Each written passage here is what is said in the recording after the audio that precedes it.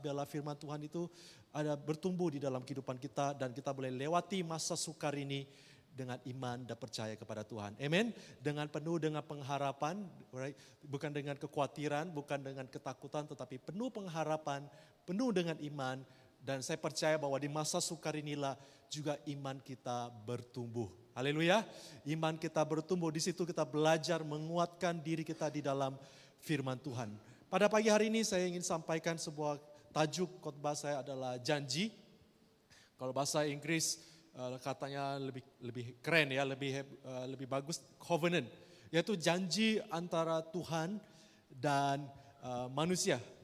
Sebuah perkataan covenant dalam bahasa Inggris adalah sebuah agreement, right? Sebuah perjanjian di mana ada kontrak, ada syarat dalam perjanjian itu. Kalau ada salah satu pihak yang melanggar perjanjian akan menerima hukuman dan juga akibat. Ya, itu namanya covenant. Kalau biasanya kalau kita bilang janji, kita ingat seperti janji manusia ya, seperti saya janji nanti saya mau datang rumah kamu. Minggu depan tak datang, jadi datang rumah. Ya, kita ingat itu janji yang biasa-biasa. Tetapi bila perjanjian Tuhan dengan manusia, antara Tuhan dan manusia, itu sebuah perjanjian yang ada agreement, ada kontrak, ada akibatnya, ada hukumannya kalau kamu melanggar perjanjian tersebut. Nah, kita akan lihat bahwa kisah di mana Tuhan menciptakan manusia, penciptaan dunia ini ya, di Taman Eden, ya kita ingat di awal minggu penciptaan, kita lihat bahwa Tuhan memberikan janji kepada manusia, right? Yaitu kepada Adam. Jadi Tuhan itu dia bukan Tuhan yang sekadar dia disembah, dia dipuji, dia ditinggikan, tetapi dia Tuhan yang ingin membangun hubungan dengan manusia, right? Dia membangun hubungan dengan manusia. Dan sangat menarik bahwa hubungan kita dengan Tuhan ada Tuhan berikan janji.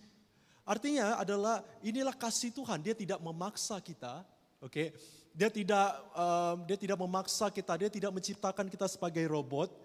Dia memberikan kita kebebasan untuk menerima dan mentaati janji Tuhan. Kita sama-sama lihat di pertama, yaitu perjanjian dengan Adam. Ya, itu Kejadian 2 ayat 16 sampai 17. Saya bacakan, saudara bisa simak di depan.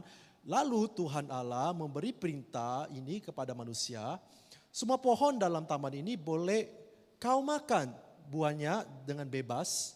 Jadi Tuhan memberikan kebebasan bagi Adam dan Hawa, tetapi pohon pengetahuan tentang yang baik dan yang jahat itu janganlah kau makan buahnya. Sebab pada hari engkau memakannya pastilah engkau mati. Lihat, Tuhan memberikan Adam dan Hawa, kita boleh katakan manusia lah, saat itu manusia cuma ada Adam dan Hawa. Tuhan berikan manusia berkat, blessing, tak ada yang kurang. Di Taman Eden semuanya ada. Makanan kah, minuman kah, ya, keindahan dunia ini kah, everything sudah diberikan, semuanya sudah diberikan kepada Adam dan Hawa, tetapi Tuhan memberikan, janji. Hey, saya sudah berikan semuanya, everything yang indah, semua yang cantik ini. Tapi kamu boleh tak berjanji dengan saya? Can you promise me? Can you promise me? Kamu tak makan buah pengetahuan baik dan jahat. Kalau kita di posisi Adam dan Hawa, it's amazing, right? Kita dapat semuanya, tapi janjinya jangan makan buah pengetahuan baik dan jahat. Tetapi ya itu ada iblis yang menggoda Hawa, ya dia berkata bahwa Tuhan itu sebenarnya jahat. Tuhan kau yang memberkati kau, yang Tuhan yang sayang kau itu sebenarnya bukan Tuhan yang baik. Kenapa? Kalau kau makan buah pengetahuan baik dan jahat, kamu akan sama seperti dia. Jadi iblis memperdayakan Hawa, ya saat itu diperdayakan Hawa dan Hawa terberdaya, dia termakan dengan kata-kata si ular, si iblis itu. Akhirnya apa? Janji yang simple ini mereka khianati. Saudara bisa rasakan bahwa bagaimana perasaan Tuhan. Ya, sebenarnya janji ini simple saja. Tapi Tuhan, saya tidak tahu ya betapa sakitnya hati Tuhan, betapa sedihnya Tuhan saat Hawa dan Adam makan buah pengetahuan baik dan yang jahat ini. Saya tidak pernah Saya tidak dapat tahulah rasakan bagaimana sakit hatinya Tuhan. Tetapi waktu saya lagi macam suka seseorang, ya ini cerita lama saya di Amerika, right? Saya suka seseorang, and then saya nyatakan isi hati saya. Cakap, I love you, I like you, alright? Saya ada hati untuk awak, ya kan? Saya ingin mengenal awak lebih dalam lagi pada seorang wanita. And then wanita tu pun dia macam malu, ya kan? Reaksi biasanya first time dengar orang sampaikan isi hati, malu. And then saya cakap, kamu ada masa tak kita coffee date? Ya, coffee date artinya kita pergi ke cafe, kita minum kopi sambil kita kenal satu sama lain lah. Ya, jadi kami berikan tarikh, kami berikan masa dan juga tempat di mana kita jumpa. So saya sengajalah, kita jumpa dekat sini lah, kopi yang hipster, ya yang best punya tempat, yang kopi yang bagus, tempat dia selesa untuk kita berborak-borak sama. And then pada harinya saya datang awal, ya, saya datang 30 menit lebih awal, saya mau standby karena saya excited kan mau jumpa seseorang yang saya suka. And then saya tunggu di sana, dan saat itu juga yang kerja dekat sana barista kawan saya. Okay? Kawan yang saya kenal, dia kerja barista di sana. So saya duduklah di cafe situ. Saya excited, apa yang saya mau cakapkan dengan dia, ya. Wah, saya sudah siapkan 10 soalan yang saya mau tanya dengan dia, ya kan, supaya perbincangan dating ini tidak boring, ya. Saya sudah siapkan semuanya, saya sudah pakai baju cantik-cantik, ya kan. Saya sudah pikir kalau habis kalau dia nak hangout lagi, kita boleh pergi ke taman kah, ke lihat gunung ke Tasik kah. Everything, saya sudah pikirkan semuanya. I'm so excited, I'm so happy tentang hari ini. And then saya tunggu demi tunggu. 40 menit sudah berlalu. Belum datang lagi. Saya pikir dalam otak saya, mungkin dia lagi jam kot, ya kan? Saya tinggal kat Pekan Redding di US. Pekan Redding tu macam Pekan Muar, mana ada jam, ya kan? Tapi dalam pikiran saya, mungkin kereta dia ada something wrong, mungkin dia ada busy. And then 40 menit berubahlah jadi 2 jam. Saya sudah mulai gelisah. Mana orang ini belum datang, ya? Akhirnya saya telepon dia. Hey, hari ini kamu sepatutnya jumpa saya, betul tidak? Dia langsung, alamak Wilson, dia kan sorry, saya terlupa. Dan saya, boleh tak kita pikirkan date yang lain? Saya tidak mau jawab, saya katakan it's okay, saya tutup telepon. Dan sejak hari itu saya tak pernah chat dia lagi, ya kan? Begitu sakit hatinya, ya kan, sudah pikir, sudah excited, sudah planning apa yang terjadi, ya, sudah mulai pikir, nanti kita kawin, ya, nanti sebenarnya sudah baru first time jumpa sudah pikir kawin, ya kan? Kenapa? Sudah terlalu excited, sudah terlalu impikan apa yang akan terjadi nanti. Saya boleh bayangkan juga saat Tuhan jadikan manusia, ya kan? Dia jadikan manusia menurut gambar dan rupa dia so excited. Yes, ada someone yang saya boleh communicate. Ada someone yang saya boleh sampaikan apa isi hati saya kepada Adam dan Hawa. Tetapi saya ingin memberikan perjanjian. At least kamu jangan makan buah pengetahuan baik dan jahat.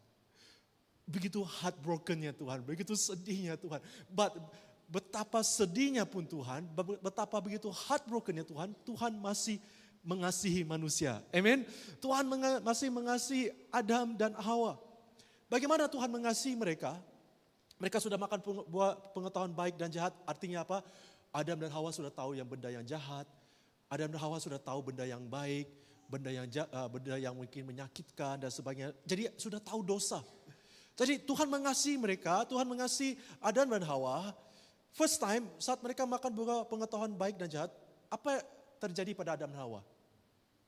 Kita bacakan di kitab Kejadian, apa yang terjadi? Mereka tiba-tiba rasa malu. Betul tidak? Mereka tiba-tiba rasa malu. Sebelum ini, mereka telanjang, mereka tak rasa malu. Tetapi saat mereka makan buah pengetahuan baik dan jahat, saat mereka melakukan dosa, saat mereka tidak taat janji Tuhan, mereka rasa malu.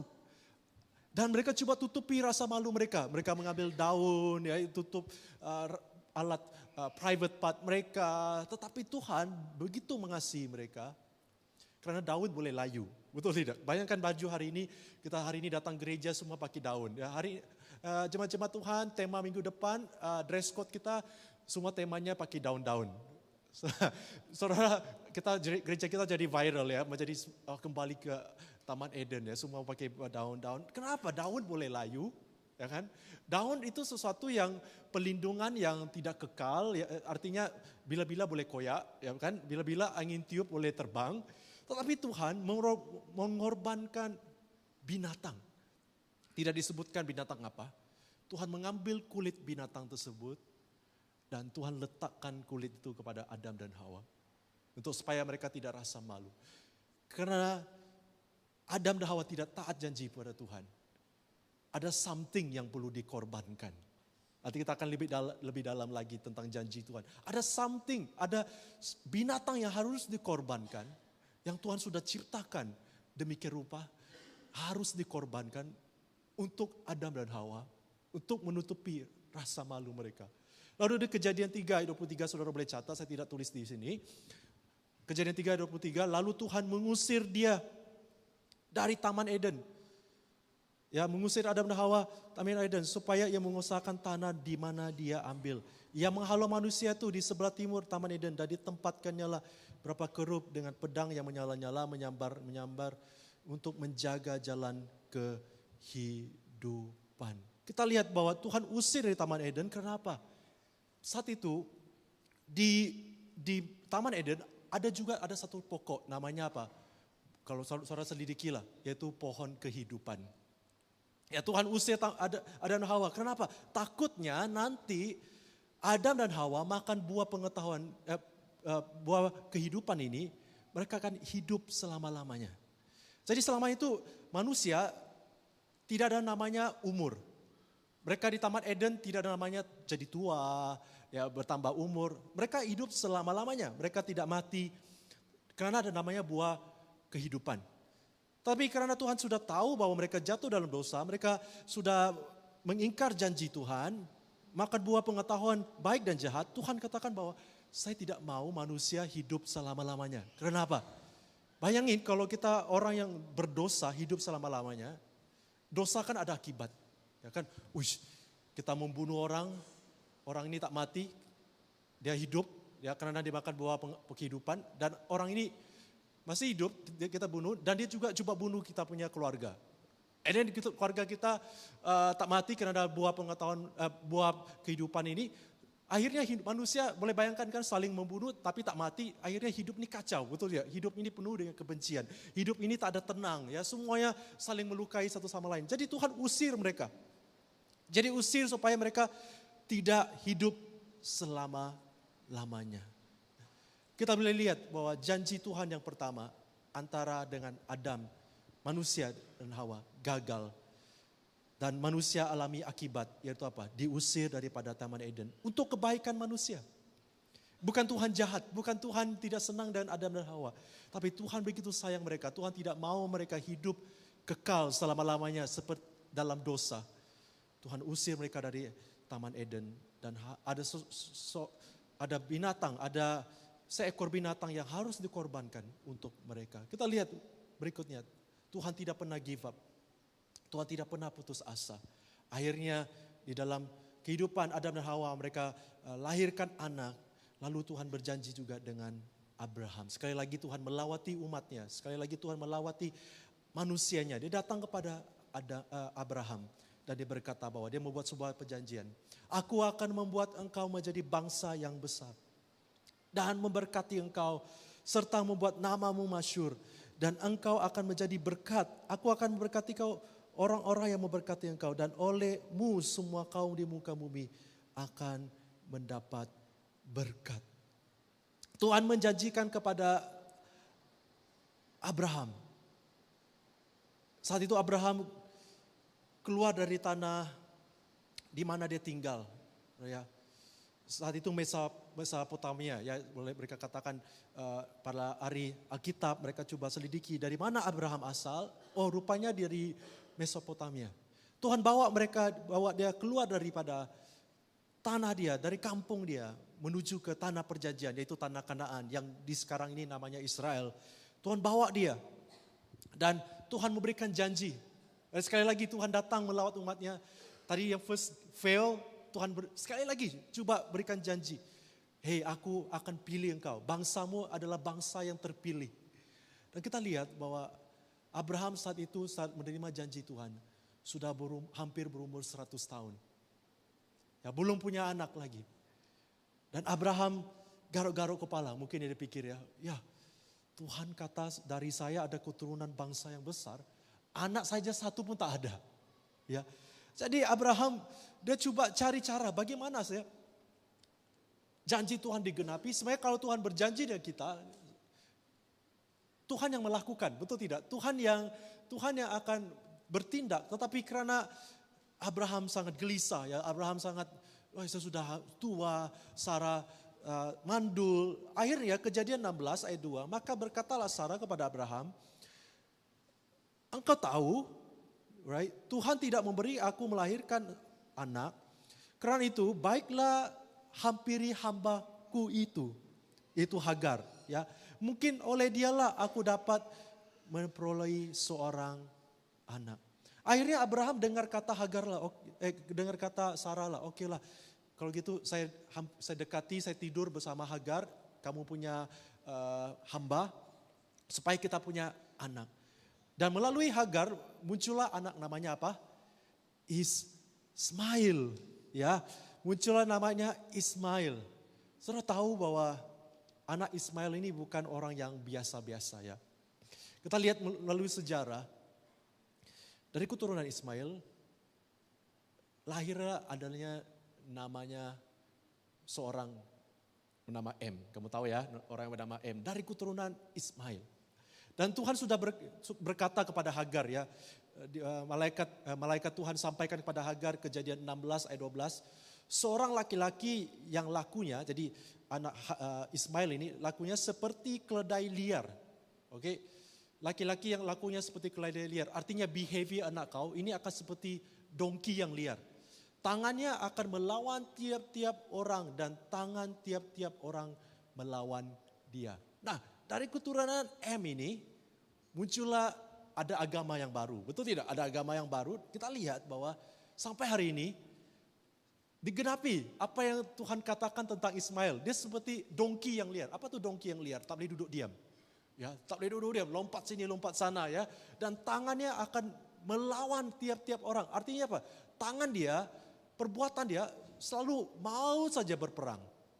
Selalu berperang di mana-mana. Keturunan Ismail ini selalu ada peperangan, selalu tidak ada damai. Dan kita boleh tahulah, lihat di Timur Tengah hari ini. Ya, cuma beda aliran ya kan. Aliran, sama agama, beda aliran, tetap berperang. Ya. Di Afrika kah, di mana kah, sedikit perbezaan ada peperangan. Kita lihat bahwa karena perbuatan Abraham inilah, wah kalau kita boleh pikir ya, kita boleh time travel, ada mesin time travel kan. Kita masuk ke mesin balik pergi zaman dulu. Saya rasa first time saya naik mesin itu, saya pergi jumpa Abraham. Saya cakap, stop Abraham, jangan dengar kata kamu punya Sarah. Kamu tetap tunggu janji Tuhan. Karena apa? Karena perbuatan Abraham, sampai hari ini orang masih boleh dapat kesan dan dampak perbuatan Abraham. Itu sangat sedih bila Tuhan beri janji kepada manusia dan manusia tidak mentaatinya atau manusia meragukannya, manusia melanggarnya. Sebenarnya bukan Tuhan mendenda kita, bukan semuanya Tuhan hukum kita, tetapi perbuatan kitalah yang membawa dampak. Dosalah yang membawa dampak. Bukan Tuhan hukum kita, tapi karena ketidaktaatan kita yang membawa keburukan. Akibat yang sangat, saya boleh katakan, bukan sekadar hanya kita yang alami, tapi orang-orang yang di sekitar kita alami. Oleh sebab ketidaktaatan Abraham, sampai hari ini kita masih boleh rasakan akibatnya. Tapi Tuhan tetap mengasihi Abraham, betul tidak? Kalau Tuhan berikan janji pada Abraham, dia sudah lihat perbuatan Abraham. Ismail sudah dilahirkan. Kan Tuhan itu boleh lihat jauh ke depan. Dia Tuhan yang maha tahu. Saya yakin Tuhan sudah lihat jauh ke depan 2026. Wah ini nanti ada 2026 ini banyak peperangan terjadi. Tuhan sudah lihat dan saya yakin Tuhan sedih perbuatan Abraham ini. Tuhan tidak bunuh Ismail. Dia berikan Abraham kehendak bebas. Dia berikan manusia kehendak bebas. Tapi Tuhan juga tidak marah dengan Abraham. Tuhan tidak tutup kandungan Sarah. Karena dia apa? Dia mau balas dendam. Tuhan masih pegang janjinya. Haleluya. Manusia boleh gagal dalam janji dia dengan Tuhan. Ya, ada seorang hamba Tuhan yang Bapak saya pernah ceritakan. Dia sudah alami accident ya, karena dia ditimpa oleh kontainer. Dan dia saat itu adalah anak yang tidak mau ikut apa yang kehendak Tuhan.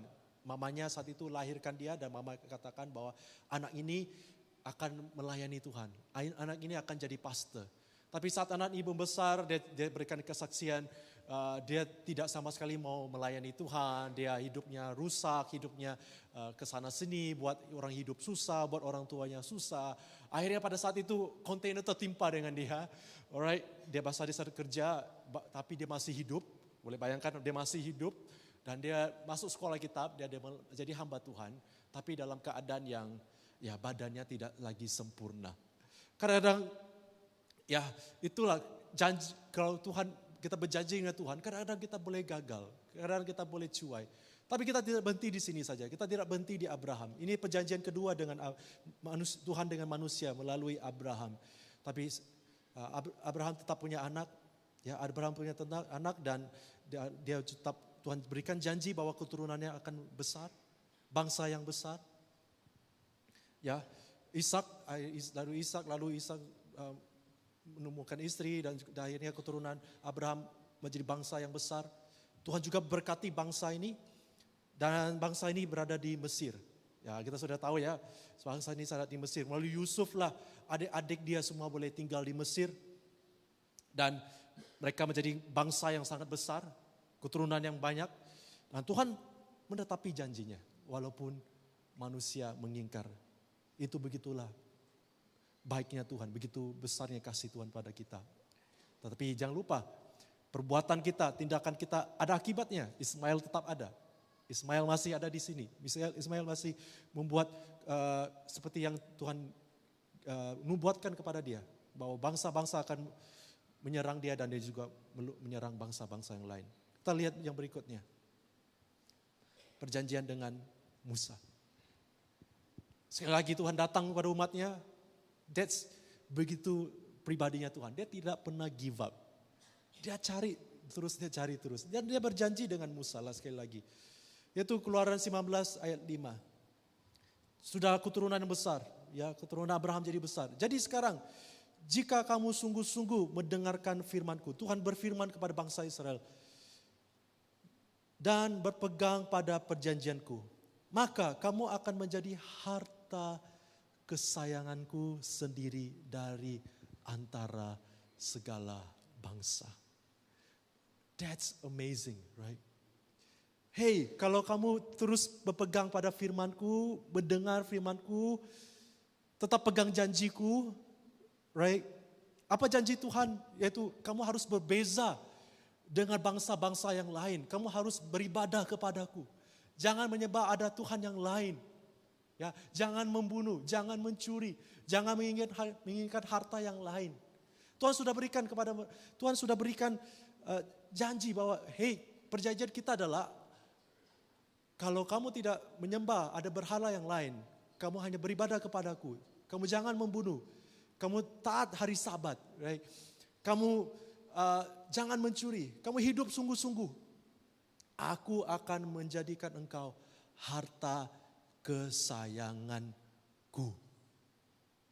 Wow. Ini janji, kalau Tuhan sudah sayang kita, kalau Tuhan sudah mengasihi kita, apa yang kurang? Tak ada, ya kan? Tak ada yang kurang. Tuhan sudah berikan mereka tanah perjanjian. Tetapi juga kita lihat ada yang lebih dalam lagi di Ulangan 30 ayat 19. Ini lanjutan daripada keluaran, yaitu Ulangan 30 ayat 19. Firman Tuhan berbunyi demikian. Aku telah menaruh di hadapanmu.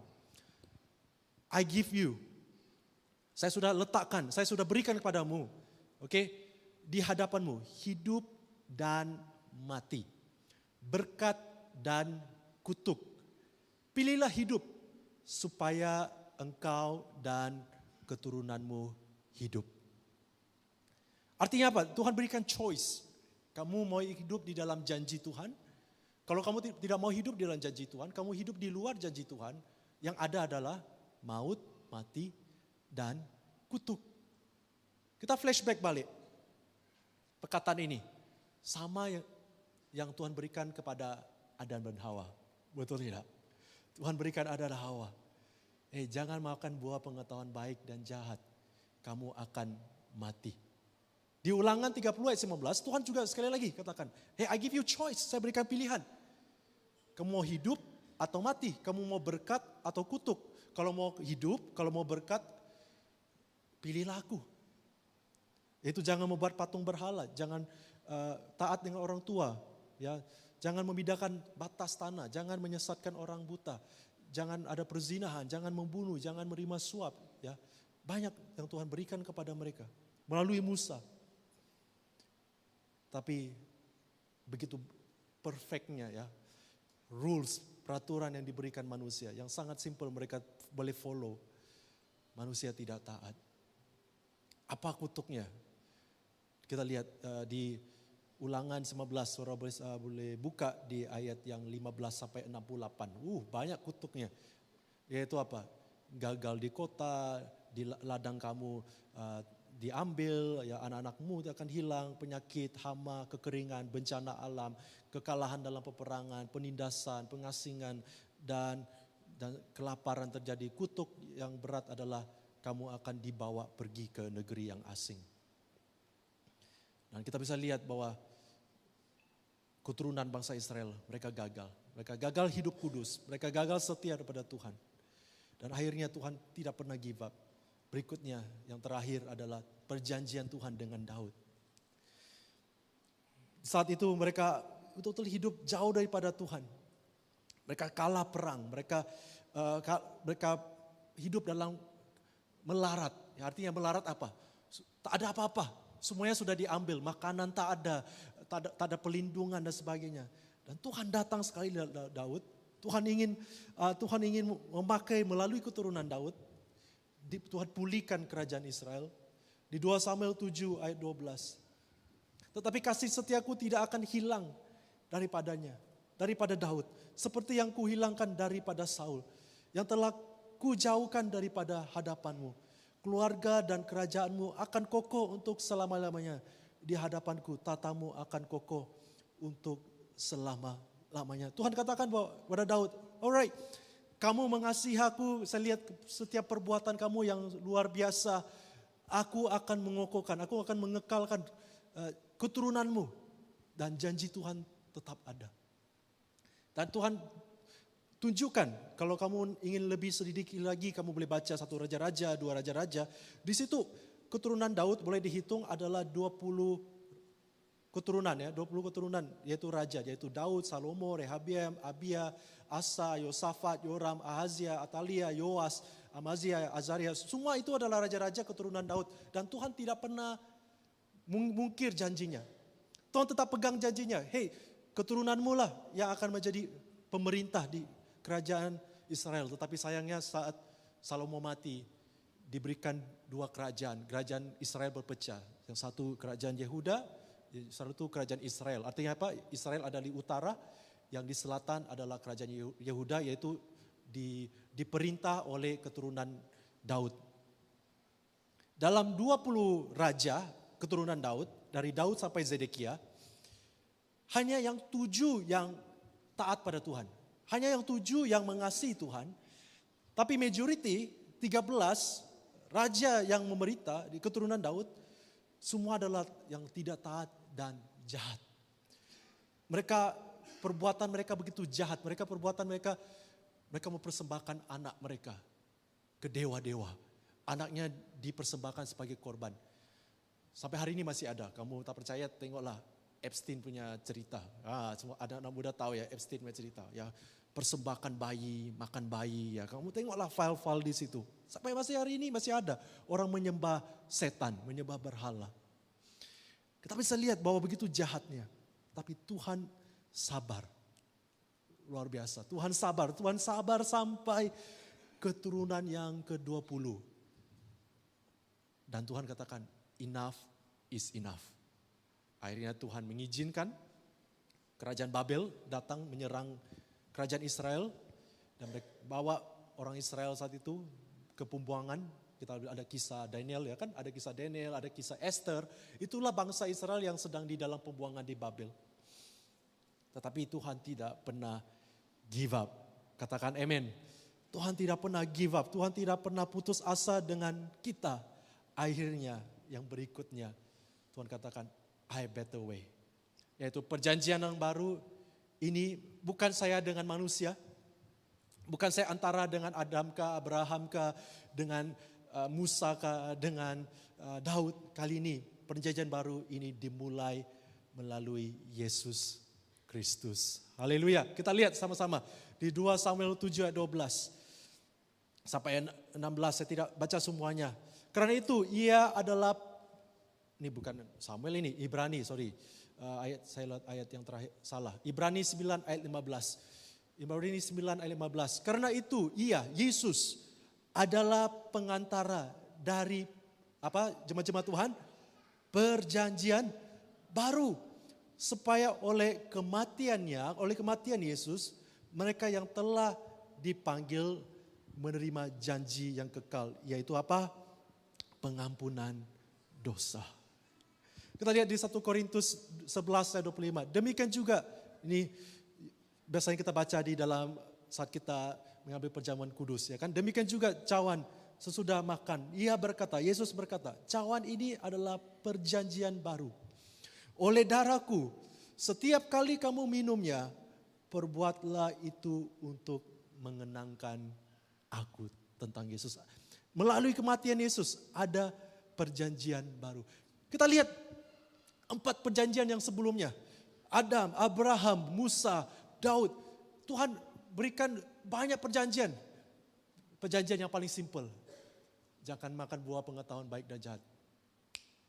Gagal juga. Paling simpel saja pun gagal. Oke, dengan Abraham. Alright, perjanjian dengan Abraham. Sabar. Tunggu. One day will happen. Nanti tidak akan terjadi. Kamu ada ke bangsa yang lain. Pun tak sabar. Tidak mau tunggu. Buat cara sendiri. Buat dengan keinginan diri sendiri. Tak mau dengan cara Tuhan. Cara diri sendiri. Gagal janji Tuhan sekali lagi. Bukan janji Tuhan yang gagal, manusia tidak taati janji Tuhan. Berikutnya dengan Musa. Alright, tadi kan di Taman Eden peraturannya simple ya kan. Tak mau makan pengetahuan baik dan jahat. Oke, kali ini saya mau detail lah. Peraturannya detail lah. Dari A sampai Z. Tentang pasangan dari orang yang single sampai pasangan yang sudah menikah. Semuanya ada peraturan. Tuhan sudah berikan sedetail-detail. Melalui Musa, melalui hukum Taurat. Detail. Sedetail apapun, seperfect apapun peraturan itu. Manusia tidak dapat taat. Ya tadi terlalu simple. Sekarang mau kasih complicated tak mau. Ya complicated pun tak mau taat. Alright. Manusia pun tak mau. Alright. Begitu ya melalui Daud. Alright. Daud, sekarang saya tidak sekadar dengan semua bangsa lah. Saya mau dengan keturunan kamu. Oke. Kamu ajar anak-anak kamu, cucu kamu, ya keturunan kamu hidup takut akan Tuhan. Kamu saja, kamu punya keturunan saja. Kamu punya keturunan takut akan Tuhan. Saya rasa melalui keturunan kamu berkat itu akan dicurahkan bangsa Israel. Daud gagal jadi bapak yang baik. Salomo pun istri dia habis. Wanita yang dimiliki 1000 wanita. Macam mana kamu jadi bapak yang baik, istri kau udah 1000 ya. Macam mana mau ajar, kau saja tak boleh hafal nama istri, ya. Apalagi hafal nama anak kau, ya kan? Terlalu banyak istri. Gagal. Dan Tuhan sabar sampai 20 keturunan. Sampai Zedekia. Akhirnya Tuhan katakan, oke, enough, terlalu jahat. Tuhan bawa ke pembuangan Babel untuk reset kembali, untuk ajar manusia kembali. Dan kali ini kita sudah tahu di kisah ini, perjanjian baru, Tuhan tidak mau berjanji dengan siapa-siapa. Tuhan tidak lagi berjanji dengan hanya orang Yahudi, tapi bagi setiap orang yang percaya kepada Yesus, kita hidup di dalam perjanjian yang baru. Amen. Perjanjian yang baru, hidup yang baru. Tidak hidup lagi dengan peraturan-peraturan, dengan hukum Taurat, dengan apa. Selama ini manusia coba berkenan Tuhan dengan perbuatannya. Ya dengan berapa begitu taat mereka kepada Tuhan. Kali ini Tuhanlah datang kepada umat manusia.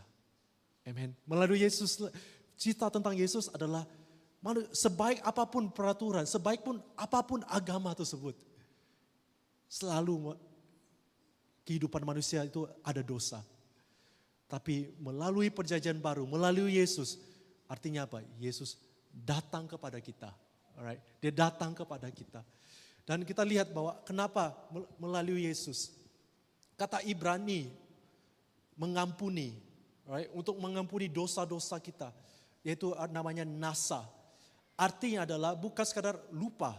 Okay? Kadang-kadang kita, ampuni saya lah. Forgive me. Kadang-kadang kita pikir tentang, saya lupa lah apa kamu buat salah. Tapi kataan mengampuni adalah mengangkat, memikul, dan membawa pergi. Ya, mengangkat dan memikul dan membawa pergi.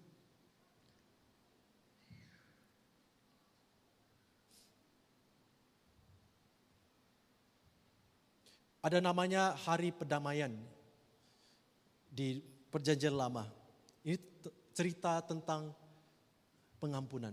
Jadi di Hari Pendamaian ini, ya di mana Tuhan mendamaikan antara umat manusia dengan Tuhan karena mereka begitu banyak dosa. Ya ada perayaan Hari Pendamaian di bangsa Israel. Hari ini mereka masih rayakan, namanya Yom Kippur. Tapi di Perjanjian Lama Tuhan berikan perintah, bagaimana kamu celebrate Hari Pendamaian ini? Kamu bawa 2 kambing korban. 1 kambing korban untuk dibunuh, 1 ekor dibunuh. 1 ekor adalah kamu bawa darah daripada korban kambing yang sudah dikorbankan. Di darah itu kamu letakkan di dahi kambing domba yang satu lagi, dan kamu bawa dia ke padang gurun dan kamu lepaskan dia. Jadi tidak tahulah apa terjadi. Ini adalah gambaran Perjanjian Lama tentang Perjanjian Baru. Artinya apa? Bagaimana Tuhan harus mengampuni kita? Ialah ada something yang harus dikorbankan. Ada diperlukan korban untuk dosa kita diampuni. Dan zaman itu adalah kambing, domba, merpati. Tapi di dalam Yesus, di Perjanjian Baru, harus something yang dikorbankan untuk kita diampuni, yaitu kematian Yesus. Kematian Yesuslah yang membuat dosa kita diampuni. Dan bukan itu saja, dosa kita dibawa jauh daripada kita.